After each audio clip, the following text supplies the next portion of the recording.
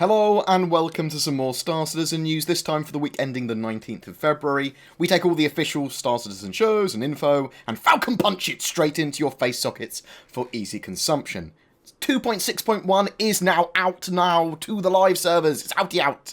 It's probably out. It's not on the PTU anymore. The live version contains multi-region servers for Europe, North America and Australia. You can choose what region you'd like to connect to via an optional drop-down box when you're connecting to any of the multiplayer instances. It contains a host of network improvements, bug fixes, and general balance. A visually updated Super Hornet, the new Mega Map system allowing quick loading times when switching between maps. At the moment, that's just for the single-player areas of the game, so hangars, drone matches. The rest will be coming in future patches. The Star Marine stuff has been updated with a grenade indicator. The maps have had improvements. It feels a lot less janky. It is now a very playable game mode that you probably will enjoy. You can customise your loadouts between deaths and that sort of stuff. A huge quality of life update for Star Marine, making it feel like a playable, almost polished side game. Ships' SCM speeds have been further tweaked, as have weapons. The result is being a little bit more simpler combat in space. There seems to be less range of combat types and tactics now as well. Not my cup of tea. Really, I want it a little bit more so I can choose different tactics, lots of different maneuvers and stuff. At the moment, it's quite dumbed down. Now, I suggest people, whatever your preference is, whether you like this new flight balance or you don't like it, get your hands out and try it with a range of ships and weapons and give feedback. It's important to have your say on these things, as well as changes to weapons and flight balance and all that sort of stuff. They all have huge effects on the game, and it can be quite polarising for some people that love it or hate it.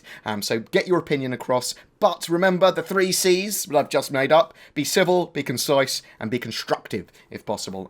There are adequate, specific areas for you to put your feedback on the RSI forums about specifically flight balance and that sort of stuff. So please use them and talk about it and see what other people think it's worth doing. Spectrum is also out, talking about needing testing.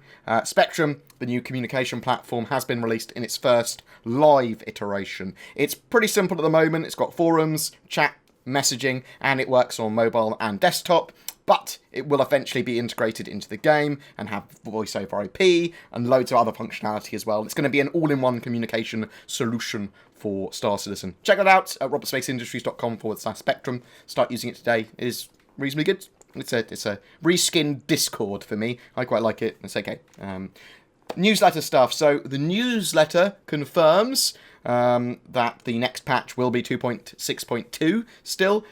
So work continues to progress on features for 3.0, Squadron 42 and beyond. The next incremental patch is 2.6.2. Some items didn't make it into 2.6.1 due to blockers or time, and they're going to be in 2.6.1. Serialized variables, which is basically more network optimization, is an example of this. This was moved out of 2.6.1 because it was taking longer than expected. The multiplayer mega map, which is going to allow us to jump between all game modes in the persistent universe or arena commander or whatever multiplayer in any sort of mode with pretty much no loading times or very little loading times. We might also see a ship release. That's what I'm expecting. Maybe like the Buccaneer or something like sneaky they've chucked in. Maybe Dragonfly. I don't know. Who knows? And further tweaks to flight and weapon balance as well. I suspect that the changes in 2.6.1 to balance were to test a variety of different things, but also might be quite polarizing to the community. So they're going to continue to keep on doing weapon and flight balance throughout patches over the next couple of years, I would expect. So participate to have your say, and also make sure you test and be as civil, concise, and constructive, as I said.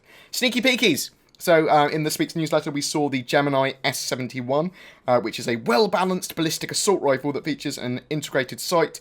The S71 has found favour among certain security professionals for its sleek styling, although some argue the aesthetic upgrade isn't worth the extra credits.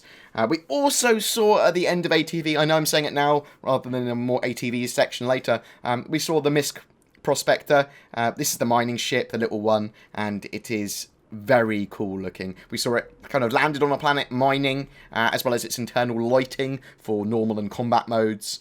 A great looking ship, that might mean that mining and mineable asteroids are coming in the near future. We did see some asteroids on ATV. We'll talk about that in a second. Valentine's sale. There is a sale until the end of February that you can grab a few different ships, some of which are cheaper than normal. You can grab yourself a starter package with a Mustang or an Aurora MR. They're going for cheaper than normal at the moment. Also, if you do want to get a starter package, I almost always recommend the Mustang Alpha, as it's effectively worth $5 more if you decide to upgrade later. And there are a variety of single and double pack ships available for the 85X Shuttle, the 350R Racer, the Super Hornet, the Vanguard Warden, all of the Battlefield upgrade kits for the Vanguard, allowing you to pretty much have any Vanguard you want, as well as the Starfarer Gemini. And you can buy them in 2 packs as well if you wanted to. If you have a loved one that you're forcing to get into Star Citizen. ATV. So during ATV, we saw a few little cool things. We saw a quick look at the shield generator, storage consoles, and a little mining console. We saw damage states and explosions for the Dragonfly, as well as a new automatic ballistic weapon, which looked pretty cool. Those explosions were pretty cool, and the damage states are pretty awesome. We also saw a 2D view map of the Stanton system with all the marked points of interest on and how they interact with each other. Now, this is the sort of stuff they use for internal working out of placement and how stuff will interact, and it probably has quite a lot of information that we could break down in the future. Check that out and have a look at that. Asteroids as well. They were showing off some of the asteroids that they're kind of styling now. Not the simple asteroids that we've had before, but something that looks much more impressive. And we also saw the more evolved satellite and modular stations that they've been working on that are starting to come together as well, that will fill out the verse.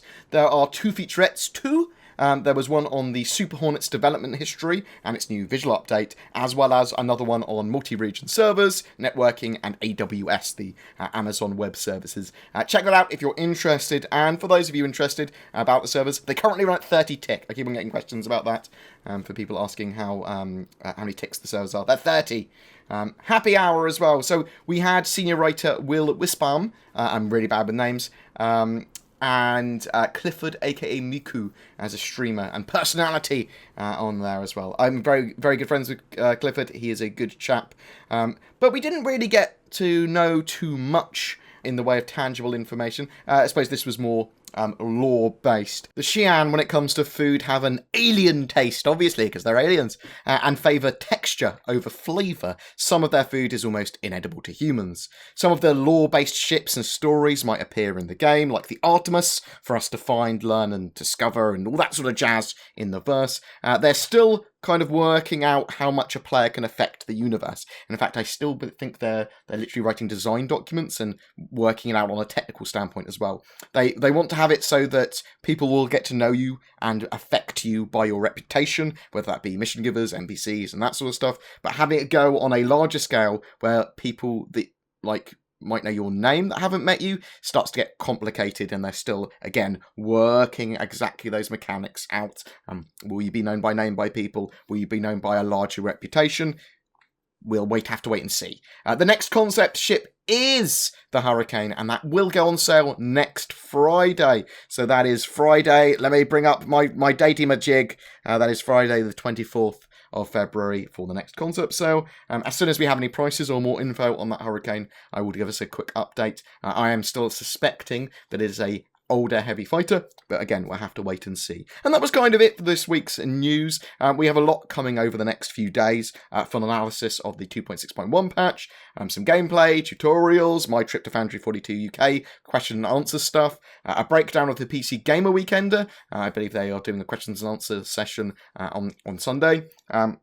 The Hurricane concept, and much, much more. Please tell me what you think of 2.6.1. Is Star Marine and Arena Commander now playable and fun for you, or is it still buggy and broken? Tell me what you think about the new flight model. Do you hate it? Do you love it?